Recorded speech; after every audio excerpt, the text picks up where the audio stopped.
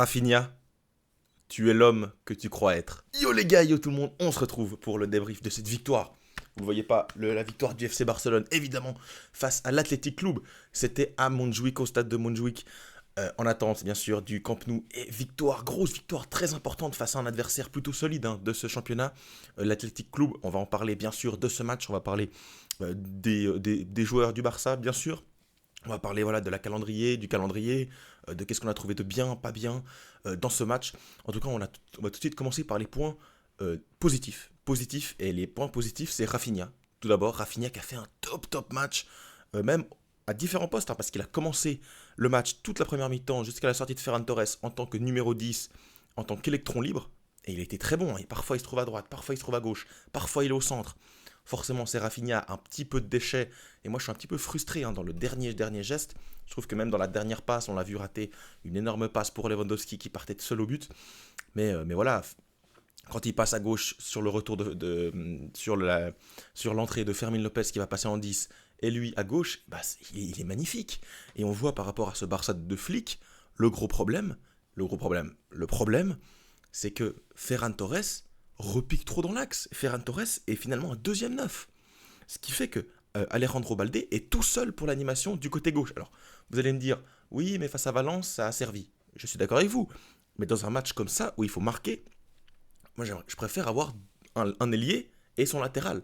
Parce qu'on l'a vu, quand Ferran Torres est sorti et que Rafinha a été plutôt sur le côté gauche, il y a eu une connexion, voilà, il y a eu des passes entre les joueurs, entre Rafinha et Alejandro Balde dans les petits espaces, parce que le but de Lewandowski, il vient de là. Il vient de Balde, Rafinha, Pedri qui se projette. On va revenir bien sûr sur le match des milieux de terrain également. Mais voilà, dans cette animation côté gauche, et en plus Balde, attention, parce que s'il est tout seul avec Ferran Torres qui repique dans l'axe, Balde, il doit défendre derrière. Et derrière, il y a des mètres et des mètres.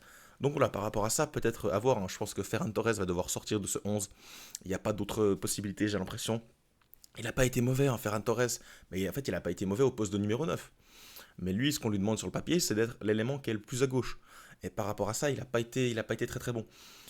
Lamine Yamal a fait son match sur le côté droit, il a été très bon, plutôt en début de match j'ai trouvé très bon, il a perdu petit à petit au fur et à mesure du match, mais voilà, gros but très important pour ouvrir le score dans ce match plutôt serré jusqu'alors. Lewandowski, les gars, pour moi c'est toujours la même chose, je m'en rends compte match après match que dans la surface, c'est un attaquant top niveau mondial. Les gars, il faut se le dire, dans la surface, qui fait mieux? Là, le but qu'il met, il faut le mettre. Il faut le mettre, il n'est pas si simple. On dit tapine. Non, là, il n'est pas si simple le but. Reprise de volet pied gauche, il faut la mettre. Et Robert Lewandowski la met. Il a également touché 2 fois les montants. Alors, je trouve qu'il fait un gros match. Forcément, on aime un peu moins quand Lewandowski vient un peu dans le cœur du jeu pour jouer. Là, on sent qu'il y a 2-3 problèmes, mais je l'ai trouvé plutôt bon, Lewandowski. Et le secteur offensif, je l'ai trouvé plutôt bon. Pour revenir sur Flick, sur la composition, alors moi je changerais bien sûr Ferran Torres, mais j'aime bien cette idée d'être offensif, de mettre donc 4 offensifs plus Pedri, donc ça fait presque 5 éléments offensifs, donc ça j'ai beaucoup aimé avec un Baldé aussi très offensif, donc ça fait presque 6, d'attaque à 6, j'ai beaucoup aimé. Pour le milieu de terrain, on va bien sûr en parler tout de suite, donc c'était Rafinha en 10, et en dessous il y avait Bernal, Pedri.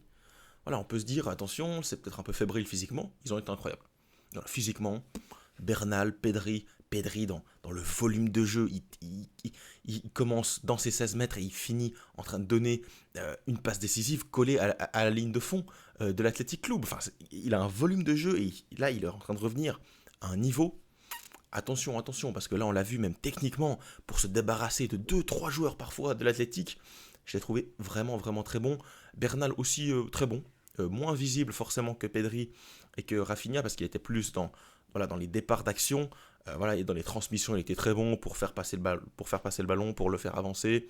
Je l'ai trouvé très bon, même dans l'impact physique, je l'ai trouvé plutôt bon. J'ai appris qu'il était quand même capable de foutre 2-3 brioches, donc c'était sympa. Il a pris un jaune en fin de match également, avec son intensité. Mais voilà, j'ai beaucoup aimé le milieu de terrain, peut-être un peu peur sur le papier, parce que voilà, on se dit Pedri, Rafinha et Bernal, on est quand même sur un milieu qui est sur le papier assez déséquilibré offensivement, mais dans les faits, ça s'est bien passé. Pourquoi? Parce que Rafinha, l'apport défensif, le gars il court partout. Ce gars est phénoménal. Je ne sais pas qui se dépense plus que lui sur un terrain. Et ça me fait très plaisir. Et pour ça, j'ai beaucoup de respect pour Rafinha. Pour la défense centrale, on avait Martinez, Koubarsi, un peu en difficulté. J'ai pas top match de Koubarsi et Martinez.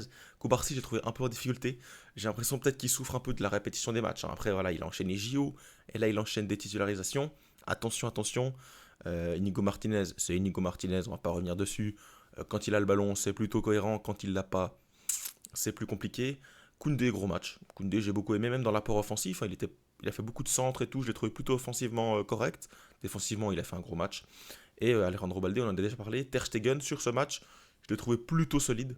Sur le but, c'est un penalty, il est extrêmement bien tiré, donc il ne peut pas faire grand chose. Mais sinon, même ballon au pied, il a eu plusieurs ballons chauds, ballons sous pression à effectuer, il n'a pas fait d'erreur.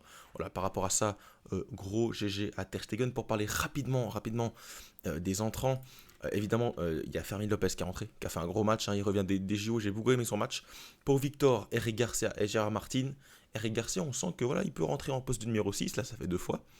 Gérard Martin, plutôt cohérent également. Et Pau Victor, on l'a pas peu vu. Ils sont rentrés à la 88e, donc c'était assez tard. C'était voilà, pour perdre un peu de temps, redescendre en rythme.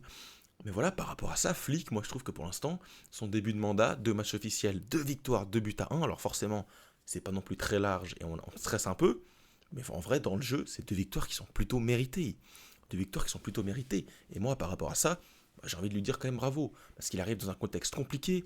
On peut parler de Dani Olmo. Dani Olmo qui est dans la squad list, mais qui n'est pas, sur le banc des remplaçants. Pourquoi? En fait, parce que Olmo n'a pas été inscrit à temps. Voilà.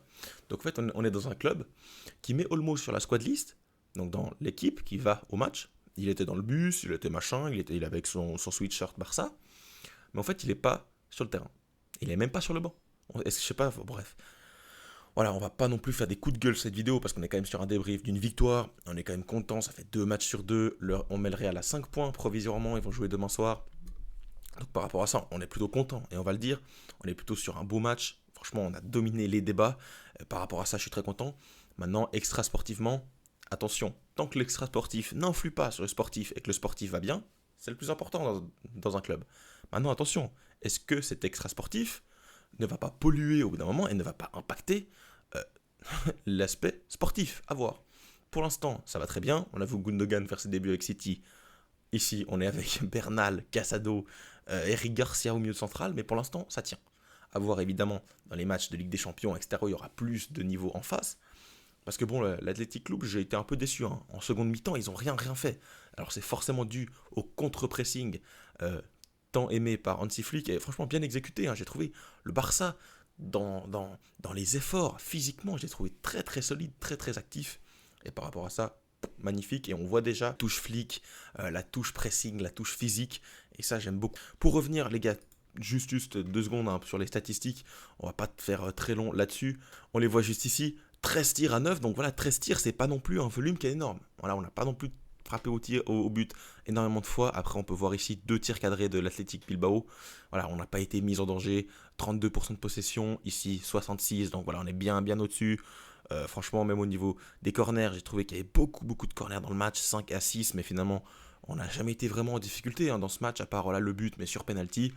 Voilà, on peut revoir ici la composition, mais franchement, j'ai trouvé ça plutôt solide. Et franchement, les gars, je me fais rassurer par ce Barça. Je suis rassuré.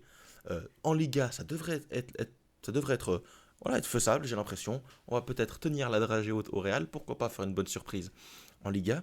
En tout cas, les gars, n'hésitez pas à me dire votre ressenti sur ce match. Qu'est-ce que vous avez pensé? Évidemment, du gout, Lamine Yamal qui met son premier but de la saison. C'est magnifique, c'est magnifique. En tout cas, c'est tout pour ce débrief. J'espère que vous avez kiffé, j'espère que vous avez liké, vous abonner et partager cette vidéo si elle vous a plu. On se retrouve très très rapidement pour de nouvelles vidéos, pour de nouveaux débriefs.